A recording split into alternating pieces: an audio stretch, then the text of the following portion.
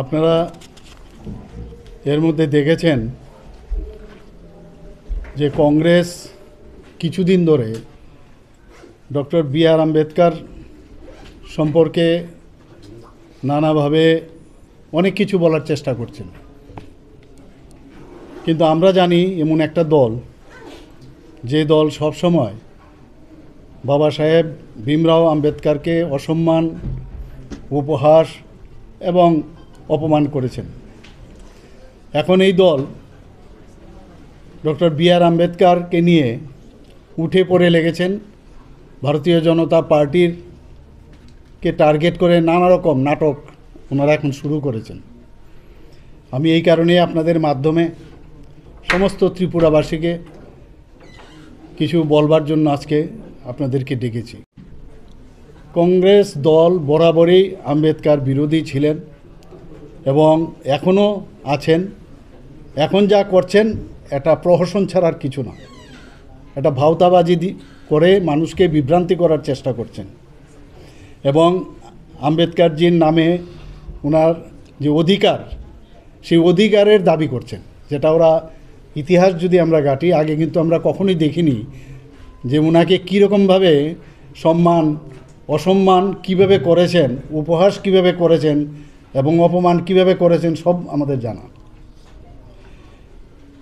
আপনাদের কাছে আমি কিছু তথ্য তুলে ধরছি। যখন কেন্দ্রীয় মন্ত্রী পরিষদ থেকে পদত্যাগ করেন,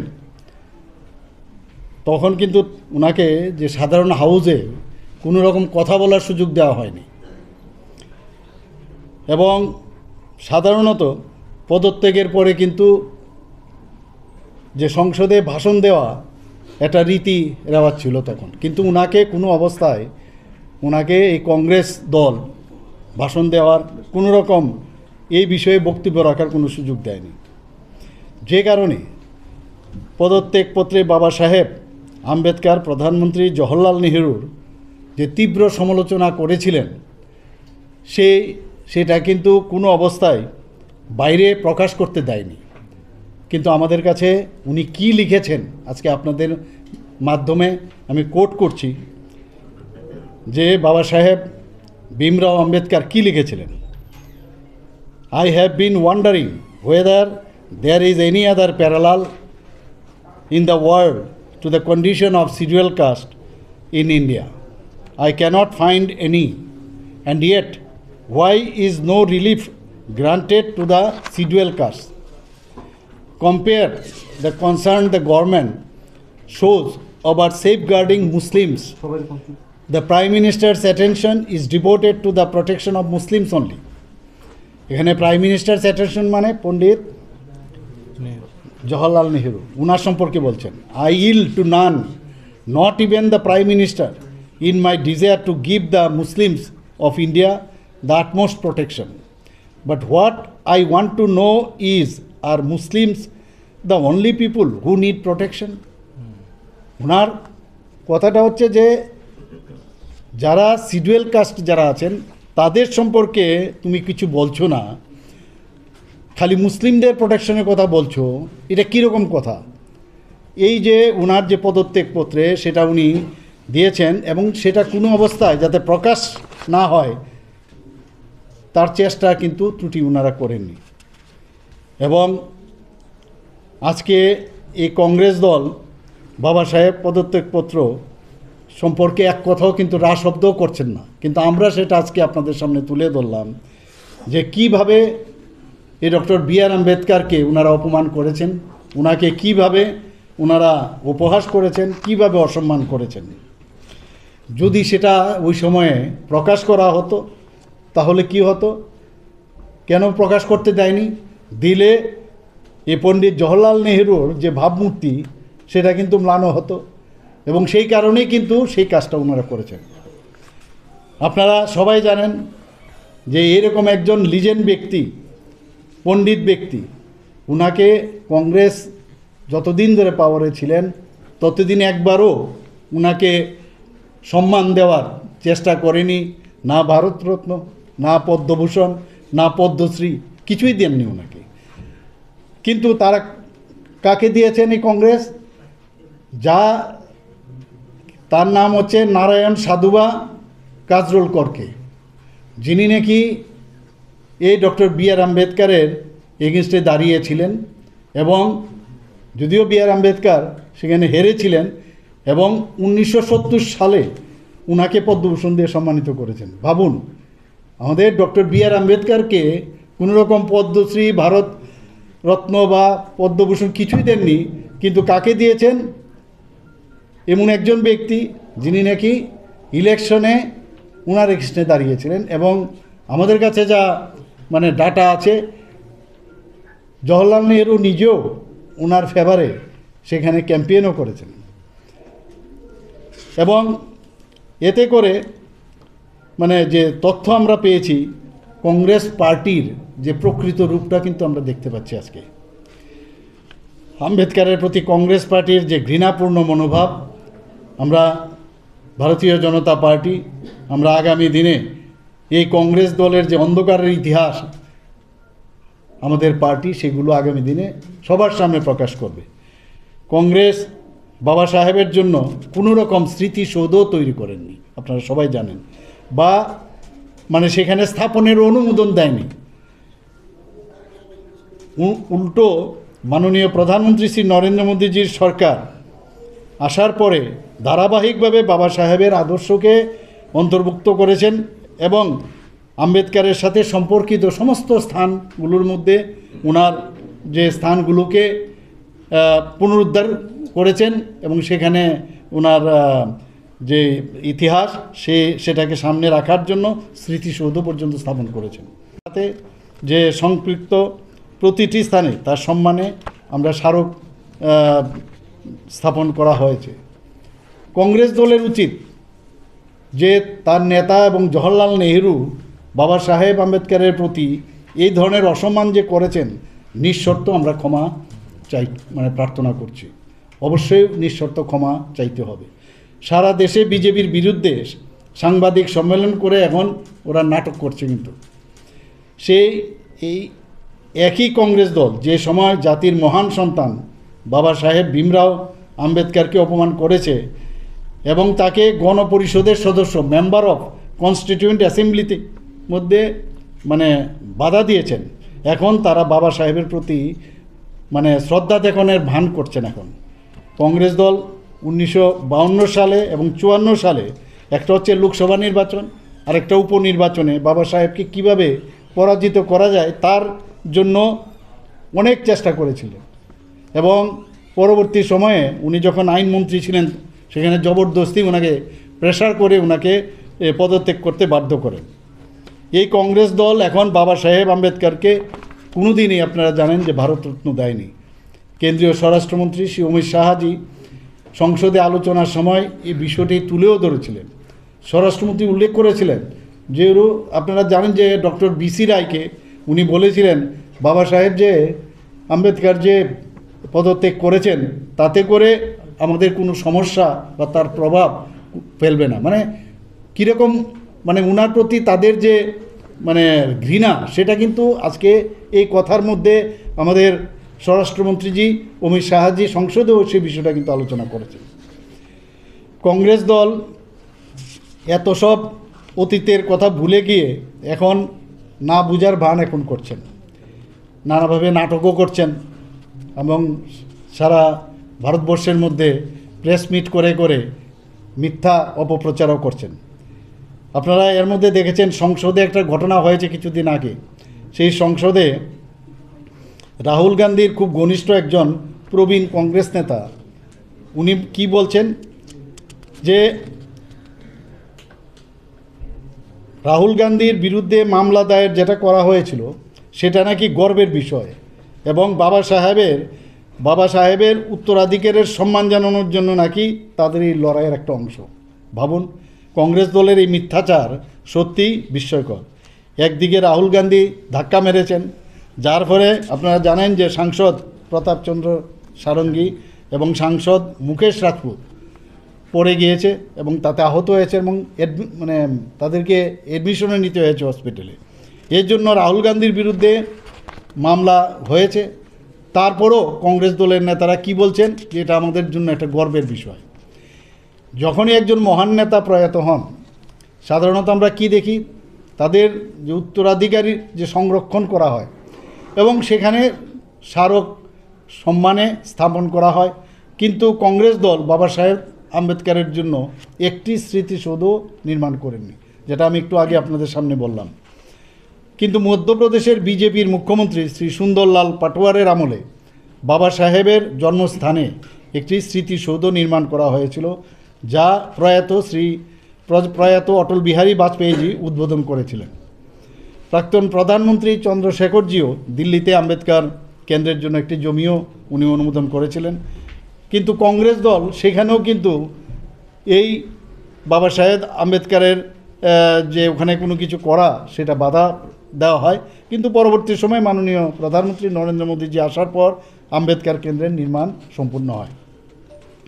শুধু তাই নয়, মোদী সরকার লন্ডনেও যেখানে যেখানে উনি ছিলেন, যেখানে যেখানে উনি কাজ করেছেন, সেখানে তার মধ্যে লন্ডনে একটি স্মৃতিসৌধ তৈরি করেছেন যেখানে বাবা সাহেব থাকতেন। দিল্লিতে বাবা সাহেব আম্বেদকরের বাসভবনে একটি স্মারক স্থাপন করে এবং নাগপুরে দীক্ষাভূমি, আমরা সবাই জানি সেগুলো, এবং মুম্বাইয়ের চৈতন্যভূমিতে স্মৃতিসৌধ নির্মাণ করা হয়েছে। কংগ্রেস দল বাবা সাহেবের স্মৃতিকে সম্মান জানাতে কখনো কোনো পদক্ষেপ নেয়নি। উপরন্তু ওনারা কি করেছেন, বারবার বাধা সৃষ্টি করেছে এবং সারা দেশে নেহরু, ইন্দিরা গান্ধী, সঞ্জয় গান্ধী এবং রাজীব গান্ধীর নামে শত শত রাস্তাঘাট, স্মৃতিসৌধ, হাসপাতাল ইত্যাদি তৈরি করেছেন। বাবা সাহেব আম্বেদকরকে সংবিধানের খসড়া কমিটির চেয়ারম্যান হিসাবে নিযুক্তির ক্ষেত্রেও কংগ্রেস আপত্তি করেছিল। শুধুমাত্র এই কারণেই যে বাবা সাহেব আম্বেদকর একজন তপশিলি জাতি সম্প্রদায়ের ছিলেন বলে তা নয়, আসলে উনি সবচেয়ে শিক্ষিত এবং দক্ষ সদস্য বলেই ওনাকে সেখানে রাখা হয়েছিল। পণ্ডিত জওহরলাল নেহরু এডউইনা মাউন্টব্যাটেন বাবা সাহেব আম্বেদকরের আর মন্ত্রিসভায় না থাকার বিষয়ে যখন ওনাকে বললেন যে আমরা খুব রিলিফ পেয়েছি, উনি এখন নাই, তো এতে পরে বোঝা যায় যে কংগ্রেসের মাইন্ডসেটটা কোন অবস্থায় আছে।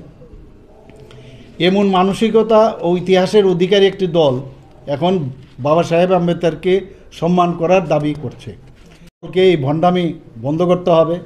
পণ্ডিত নেহরু এবং অন্যান্য কংগ্রেস নেতারা যেভাবে বাবা সাহেব আম্বেদকরের সাথে দুর্ব্যবহার, অপমান করেছেন, তার জন্য কংগ্রেসের নিঃশর্ত ক্ষমা চাওয়ার দাবি রাখছি। কংগ্রেস দল এখন কেন্দ্রীয় স্বরাষ্ট্রমন্ত্রী শ্রী অমিত শাহের ভাষণের এটা ছোট্ট অংশকে এটাকে উপস্থাপন করে রাজনীতি করার চেষ্টা করছে। কিন্তু যাই হোক, দেশের জনগণ অত্যন্ত বিচক্ষণ, তারা কংগ্রেসের এই অপকৌশলকে বুঝতে পারছেন। কংগ্রেসের এই প্রচেষ্টা ব্যর্থ হবে। বাবা সাহেব আম্বেদকর দেশভাগ এবং 370 অনুচ্ছেদের বিরুদ্ধে তিনি ছিলেন। শুধু বিরুদ্ধে কথা বলেছেন। পূর্ব পাকিস্তানে যে হিন্দুদের উপর যে নির্যাতন, সেখানেও উনি কথা বলেছিলেন। বিজেপি এবং কংগ্রেসের মতাদর্শের পার্থক্য বোঝা অত্যন্ত গুরুত্বপূর্ণ। বিজেপি বিশ্বাস করে যে দেশের অগ্রগতিতে যারা আন্তরিকভাবে অবদান রেখেছেন তাদের সম্মান করা উচিত এবং প্রতিটা মানুষের জন্য আমাদের এই ভারতীয় জনতা পার্টির সরকার ওনাদেরকে সম্মান দিয়েছেন। অন্যদিকে কংগ্রেস দল শুধুমাত্র একটি পরিবারের স্বার্থের বিষয়ে মনোনিবেশ করেছেন। বিজেপি এমনকি তার যারা চরম বিরোধী তাদেরও সম্মান করার চেষ্টা করেছেন। দেশের উন্নয়নের অবদান রাখার জন্য তাদের প্রচেষ্টাকে স্বীকৃতি দেয়। কংগ্রেস দল শুধুমাত্র একটি পরিবারকেই অগ্রাধিকার দেয়। রাহুল গান্ধী বাবা সাহেব আম্বেদকরের প্রতি কংগ্রেস দলের অসম্মানের উত্তরাধিকার বহন করেন এবং তার এই নাটকের অবসান হওয়া উচিত। সবাইকে অসংখ্য ধন্যবাদ।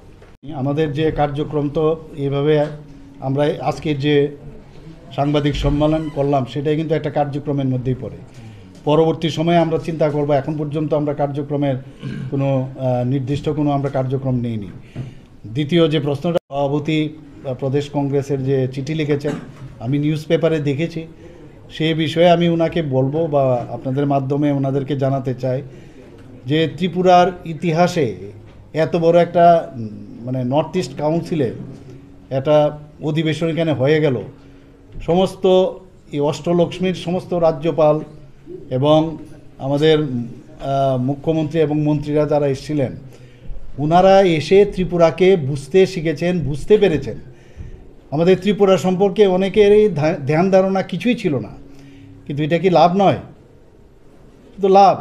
এবং আমাদের মধ্যে একটা কোঅর্ডিনেশন, আমরা এতদিন ধরে প্রায়শ নর্থ ইস্টার্ন জোনের আমরা যেমন মেঘালয়ে যেতাম, মানে আমি আমার মুখ্যমন্ত্রীর হওয়ার পরে আমি দুবার মেঘালয়ে গিয়েছি, তো আমাদের ত্রিপুরা সম্পর্কে কিন্তু অনেকেরই ধারণা ছিল না।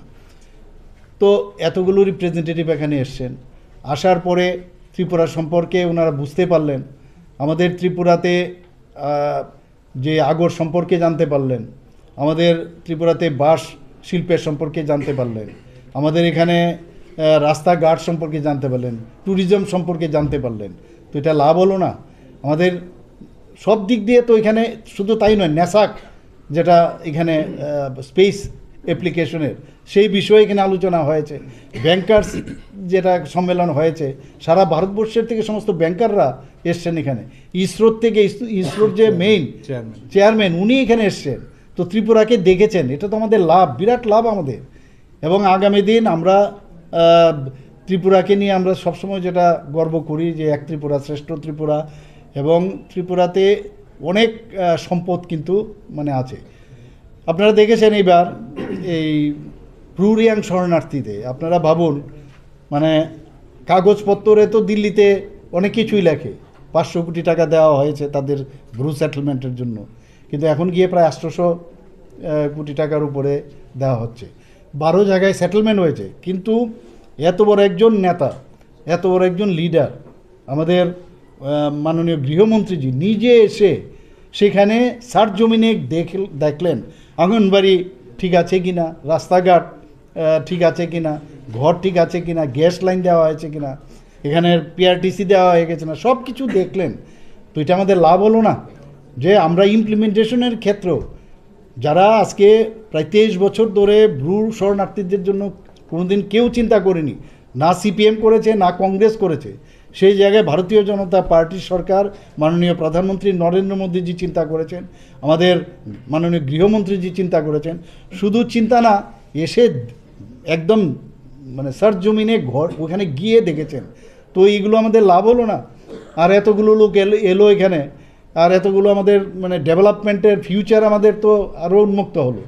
আমাদের এখানে এর আগেও আপনি দেখেছেন যখন G20 যে S20 হয়েছে, তো বাইরের থেকে বহু লোক এসছে। এখন ত্রিপুরা মানে পুরো পৃথিবীর মধ্যে মানচিত্রের মধ্যে কিন্তু সে স্থান পেয়েছে, যে লাভ না হওয়ার তো কোনো বিষয় নেই। আর অনেক বিষয় আলোচনা হয়েছে আমাদের, মানে সেগুলো যেমন এখানে ল অ্যান্ড অর্ডার, বাংলাদেশের বর্তমান পরিস্থিতি কি, আমাদের কি করা উচিত, আমাদের কি কি ডিমান্ড আছে, আমাদের বিভিন্ন যে ডেভেলপমেন্টের ওয়ার্ক, আমরা এই যে আপনার ডোনার মিনিস্ট্রি থেকে যে এতগুলো আমরা টাকা পাচ্ছি, আগামী দিন আরও আমরা এইমসের দাবি করেছি, তো এগুলো লাভের লাভ না? এরকম সব যারা রাজ্যগুলোর যারা যারা চিফ মিনিস্টাররা ছিলেন, গভর্নররা ছিলেন, যার যার কথা ওনারা বলেছেন, আমরাও আমাদের কথা বলেছি, এগুলো ইমপ্লিমেন্টেশন হয়। এগুলোর যখনই আসে সেগুলো, আর মানে ত্রিপুরার মতো একটা ছোট্ট রাজ্যে এরকম একটা ইভেন্ট করতে পারলাম, কোথায় এটাকে আরও সমর্থন করবে? মানে উল্টো ওনারা জানেন, আপনারা বাবা সাহেব আম্বেদকরের সম্পর্কে আমি আপনাদের সামনে রাখলাম, ওনারা তো এইগুলো বলবেনই, সবসময় সমালোচনা করেন, কাজের কাজ কিচ্ছুই করেন না, বা কোনো দিন আগেও করেননি, আগামী দিনেও করবেন না। ওনারা শুধু গান্ধী পরিবার নিয়ে চিন্তিত। এখন আমি আমার ওখানে তো গাইডলাইন কি, ওখানে তো আলোচনা হবে, আমাদের এই আলোচনাগুলো আমি সেখানে রেখেছি। বর্তমানে বাংলাদেশের যে অবস্থা সমস্ত ডিটেলস আমি সেখানে রেখেছি। আমাদের ফেন্সিংয়ের অবস্থা আমি বলেছি, আমাদের বিএসএফের সংখ্যা এখানে কীরকম আছে তার কথা বলেছি, আমাদের পুলিশ বা সিআরপিএফ কত আছে তার সংখ্যা আমি বলেছি, আমাদের আগামী দিন কি কি দরকার সেগুলো আমরা বলেছি। এগুলো নোট ডাউন হয় সেখানে, তো তারপরেই কিন্তু তার অ্যাকশনে আসে। তো কাজেই সমস্ত আর নিয়মিত তো বর্তমান যে ওখানের অবস্থান সেগুলো তো আমাদের পাঠাতেই হয়, এবং সেইগুলো নিয়ে কিন্তু এনএসির বৈঠকে আলোচনা হয়েছে। এবং আরেকটা বিষয় এনএসিতে সবচেয়ে সুবিধা হয়েছে যে ইন্টার স্টেট যে আমাদের একটা রিলেশন কোঅর্ডিনেশন, সেটা কিন্তু অনেক লাভ হবে। আমাদের যে প্রোডাক্ট, সেই প্রোডাক্ট ওনারা হয়তো বা নেবেন, ওনাদের যে প্রোডাক্ট আমরা হয়তো বা নেব। আমাদের যে কালচার, আমাদের যে কৃষ্টি সংস্কৃতি, আমাদের এখানে আপনারা জানেন বিভিন্ন ট্রাইবস গ্রুপসের বিভিন্ন সংস্কৃতি আছে, বাঙালিদের সংস্কৃতি, মণিপুরীদের আমরা সেখানে একটা ব্যবস্থাও রেখেছিলাম। তো এগুলো যখন মানে ইন্টারচেঞ্জ হবে, তো একটা আদান প্রদান হলে তো সেটাও তো ডেভেলপমেন্ট হবে। তাহলে মানে লাভ হবে না এটা কোনো দিন হয় নাকি? তাহলে কোনো দিনই তাহলে এনইসির বৈঠক হতো না। আমাদের আজকে যেখানে বিভিন্ন বিষয় আলোচনা হয়েছে, বিভিন্ন আমরা অনেকগুলো সেখানে ফর এক্সাম্পল নেসাকের কথা আমি যদি বলি, নর্থ ইস্টার্ন স্পেস অ্যাপ্লিকেশন সেন্টারে আমাদের ত্রিপুরাতে আমরা তার খুলেছি আমরাও। তো এতে কী হয় যে এই যে বৃষ্টিপাত হলো কিছুদিন আগে 600 মিলিমিটারের উপরে, এই যে স্পেসের স্যাটেলাইটকে রেখে তার মাধ্যমে কিন্তু আগামী দিনে কোথায় ভূমিকম্প হতে পারে, কোথায় বৃষ্টিপাত কীরকম হতে পারে, কোথাও আমাদের এনক্রোচমেন্ট, সরকারি জমি অনেক জায়গায় এনক্রোচমেন্ট আছে, তারপর সেইগুলো আমরা আরও বেশি করে, আরও স্যাটেলাইটের বিভিন্ন স্যাটেলাইট আছে, আরও বেশি যাতে আমাদের সুবিধা দেওয়া হয়, এই বিষয়গুলো আলোচনা হয়েছে। তো মানে লাভ হয় না এটা আগে ওখানে জানতে হবে, বুঝতে হবে, তবেই মানে আমার মনে হয় বললে ভালো হবে। তো ওনাদের জানাই আছে, এরকম অনেক ঘটনা আছে। আমরাও যখন মানে ফ্লাইটে উঠি বাংলাদেশের উপর দিয়ে গেলে আমাদেরও কিন্তু পয়সা দিতে হয়। আবার ওনাদেরও যখন ফ্লাইট বাইরে যায়, যেমন বিদেশে যায়, তাদেরও কিন্তু আমাদের মানে স্পেস যদি ইউজ করে, তো এটা চলছে। এটা নিয়ে আমাদের যে কথাগুলো তো আমরা বলেছি, সব এই কথাগুলো বলা আছে সেখানে। কত টাকা বকেয়া আছে এখন তো এক্স্যাক্টলি প্রায় 100 থেকে 200 কোটির কাছাকাছি হবে। তো এক্স্যাক্ট অ্যামাউন্টটা আমি বলতে পারবো না, কিন্তু প্রায় এইরকম আছে এখানে। এর আগে এনএসি উনি বারবার বলেছেন যে নেশা বিষয়ে জিরো টলারেন্স, বারবার মানে একদম পুরো মানে জিরো টলারেন্স, সে যে লেভেলেই হোক, যাই হোক, মানে সেটাকে কোনো অবস্থায় মানে ঢিলা দেওয়া চলবে না, একদম বারবার বলছে সেখানে। আর আরেকটা জিনিস এবার আপনাদের মাধ্যমে আমি সবাইকে বলতে চাই, আজকেও একটা জায়গায় আমি গিয়েছিলাম, সেখানে বলছি, আমাদের নিজেদেরও জানা ছিল না পুরো এই যে অষ্টলক্ষ্মী মাননীয় প্রধানমন্ত্রী যে নাম দিয়েছেন, তার যে আয়তন, তার আয়তন উত্তরপ্রদেশ থেকে 2 গুণ বেশি। তো উনি বলছেন যে আগামী দিন যে আমরা জিডিপির কথা বলছি, এবং মাননীয় প্রধানমন্ত্রী একমাত্র যে অ্যাক্ট ইস্ট পলিসির মাধ্যমে এই নর্থ ইস্টের যে পটেনশিয়াল যে বিষয়, সেটা কিন্তু একমাত্র প্রধানমন্ত্রীজি বুঝেছেন। তো সেই জায়গার মধ্যে বলছেন যে আগামী দিন জিডিপির যে বৃদ্ধি, সেটা একমাত্র নর্থ ইস্টার্ন রিজিয়নের মধ্যেই সেটা সম্ভব হবে, আর ত্রিপুরার ক্ষেত্রে তো হবে। Thank you.